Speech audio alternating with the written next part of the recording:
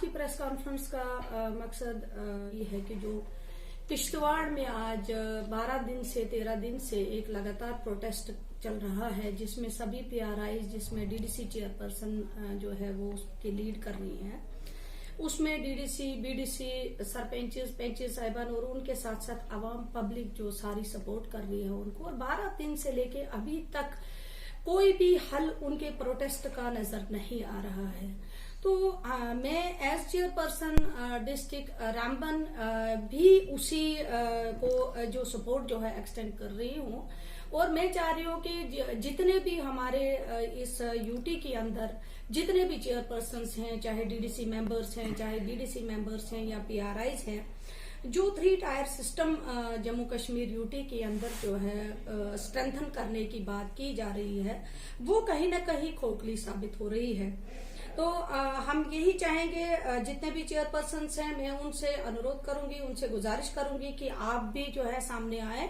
और जो किश्तवाड़ की चेयरपर्सन है उनकी सपोर्ट में हम आगे आए। और मुझे लगता है कहीं ना कहीं जो वहां की आवाज है, जो पब्लिक की आवाज है, उसको दबाया जा रहा है। और जो प्रोजेक्ट्स हैं, जो प्रोजेक्ट्स के अंदर जो उन्होंने डिमांड रखी है कि लोकल एम्प्लॉयमेंट जो है वहां पर दी जाए, और उसके साथ साथ जो कंपनसेशंस हैं लोगों की डैमेजेस के, वो कम से कम जो है लोगों को दिया जाए। वहां पर ड्यूकॉम सर भी गए थे, एडीजी सर गए थे, लेकिन अफसोस से ये कहना पड़ रहा है कि कोई हल वहां पर तक नहीं आया। मैं आपके माध्यम से एलजी सर से गुजारिश करूंगी कि कम से कम इस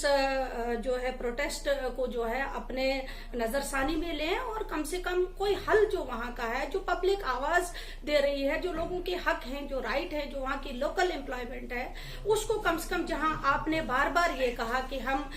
लोकल एम्प्लॉयमेंट जो है वो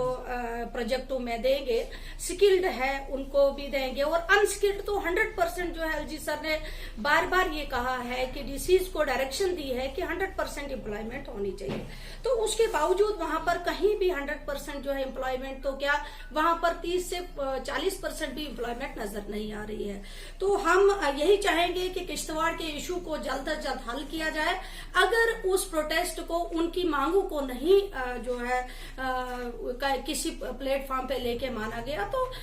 हम सभी डिस्ट्रिक्ट से जितने भी चेयरपर्सन है, जितने भी डीडीसी मेंबर्स हैं, पीआरआई से, हम कहीं ना कहीं हम मजबूर हो जाएंगे कि हम भी जो है सामने आ जाए और उनके सपोर्ट में हम चले। यहाँ तक प्रोजेक्ट्स है हमारे डिस्ट्रिक्ट रामबन के अंदर, चाहे वो NH-44 है, चाहे वो रेलवे लाइन है, तो अभी तक यहाँ पर जितनी भी एम्प्लॉयमेंट हुई है उसमें महज मुझे लगता है 20% शेयर जो है यहाँ के लोकल लोगों का है। तो हम चाहेंगे आपके माध्यम से, हम आज उनको एक अल्टीमेटम देते हैं कि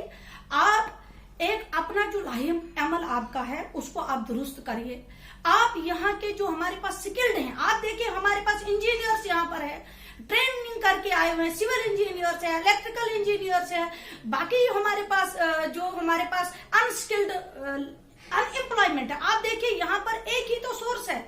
कि आप अपने बच्चे को अगर पढ़ा, उसको कहीं गवर्नमेंट एम्प्लॉयमेंट नहीं मिली, तो उसके लिए एक ही ऑप्शन है कि वो कहीं यहाँ प्रोजेक्ट में काम करे। लेकिन उसके बावजूद उसको वहां जो दुत्कारा जाता है, और बाहर से चाय पिलाने वाला ऑफिस बॉय भी बिहार का यहाँ पे आपको मिलेगा। मैं आपके माध्यम से ये जरूर कहना चाहूंगी, और आज यहाँ पर NH-44 को भी ये कहूंगी, जितने भी कंपनीज यहाँ पे आई हैं, जो अभी नया टनल जो यहाँ पे शुरू हुआ है, मैं आपके माध्यम से ये कहूंगी कि जितने भी यहाँ पे एम्प्लॉयमेंट होगी, फर्स्ट प्रायोरिटी जो है यहाँ के लोकल लोगों को दी जानी चाहिए, चाहे उसमें स्किल्ड है, चाहे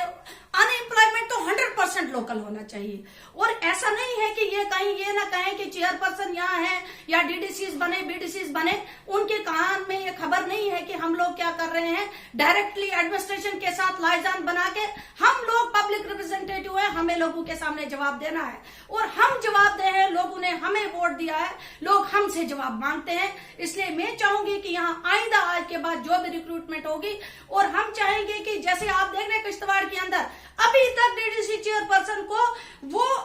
अंदर की जो उन्होंने कितने लोग लगाए हैं वो तक इन्फॉर्मेशन चेयरपर्सन को नहीं मिल पा रही है। तो कहाँ का ये स्ट्रेंथन, ये कहते हैं इतना बड़ा प्रोटोकॉल हमने किया, हमने जम्मू कश्मीर के अंदर 3 टायर सिस्टम को मजबूत किया। अगर मजबूत किया है तो यही मजबूती है कि एक चेयरपर्सन जो है उसको रोना पड़ रहा है। तो ये कहीं न कहीं इस वक्त जो ब्यूरोक्रेसी है वो कहीं न कहीं हावी हो रही रही है आम लोगों के ऊपर, और ये शायद भूल गए हैं कि यहाँ हिंदुस्तान के अंदर डेमोक्रेसी है, यहाँ डेमोक्रेटिक कंट्री है, यहाँ डिक्टेटरशिप हम नहीं चलने देंगे। यहाँ पर अगर एडमिनिस्ट्रेशन है तो एडमिनिस्ट्रेशन को यहाँ पर कॉन्ट्रैक्टरों के साथ डायरेक्टली कोई लाइजन नहीं होना चाहिए। यहाँ पर पब्लिक है वो डिसाइड करेगी, कंपनी है वो डिसाइड करेगी कि उसको उस इलाके के अंदर कैसे काम चलाना है। हम जानते हैं नेशनल प्रोजेक्ट है, नेशनल प्रोजेक्ट के उस बलबूते पे ये लोग आम लोगों को हैरासमेंट इस वक्त हो रही है। यहाँ पर एडमिनिस्ट्रेशन डायरेक्टली एक सिंपल एक आम आदमी को डायरेक्ट फोन करती है कि भाई तुम्हें एफआईआर काटा जाएगा, तुम्हारे ऊपर पीएसए लगेगा, तुम लोग उठो वहां से। भाई अगर यहाँ पर हमारी जमीन नहीं जा रही, पहले तो ये मैं अफसोस से कहूंगी कि जब भी कोई प्रोजेक्ट कहीं पे शुरू होता है तो फर्स्ट प्रायोरिटी जो है, फर्स्ट जो इनका काम होता है वो होता है एक्विजिशन प्रोसेस। एक्विजिशन प्रोसेस के बाद ही प्रोजेक्ट को जो है हरी झंडी दी जाती है।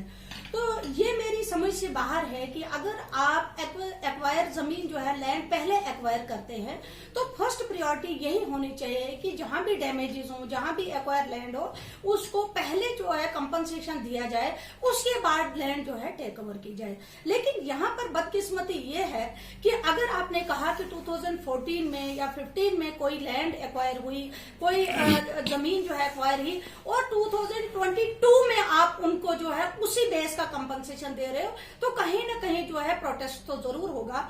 मैं आपके माध्यम से, चाहे वो नाशरी टनल से लेके बनिहाल टनल तक, चाहे दलवास है, चाहे हसनबास है, चाहे बाकी एरियाज है, मैं यही आपके माध्यम से एडमिनिस्ट्रेशन को भी और गवर्नमेंट को भी ये गुजारिश करूंगी कि जल्द से जल्द इन जो डैमेजेस हैं, इन डैमेजेस को फर्स्ट प्रायोरिटी देके इनका कंपनसेशन आज के रिवाइज रेट से, क्योंकि ये उस लैंड ऑनर की, उस हाउस ऑनर की गलती नहीं है। ये गलती अगर है, ये एडमिनिस्ट्रेशन की है या प्रोजेक्ट जो चला रहे हैं उनकी है, उनकी वजह से देरी हुई है, तो उनको रिवाइज रेट करके उनको कंपनसेशन पे किया जाना चाहिए। और ये सिर्फ NH-44 में नहीं, बल्कि ये रेलवे लाइन जो हमारी इस वक्त चल रही है, जो हमारी जम्मू टू श्रीनगर हाईवे चल रहा है, जिसमें हमारा बनिहाल का इलाका है, सुमड़ का इलाका है, संगलदान का एरिया है, दाड़म का एरिया है, तो ये वहां पर भी ये जो आए दिन जो है ये